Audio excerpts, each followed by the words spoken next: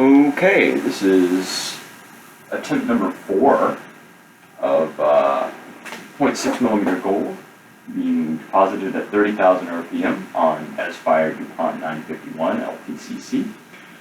Had a surface feed rate of 75 millimeters per minute, XZ feed ratio of 80, which is a 10 millimeter track length, and a 0.125 millimeter plunge depth in the Z.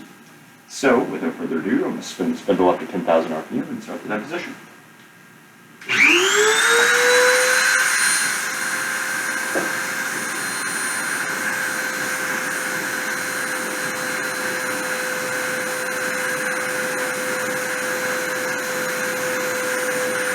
On down.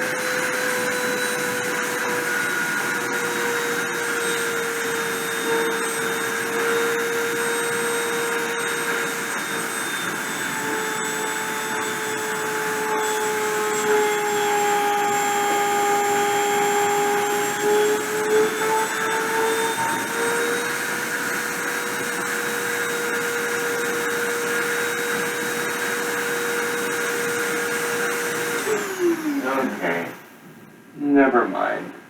There's not enough material to deposit it.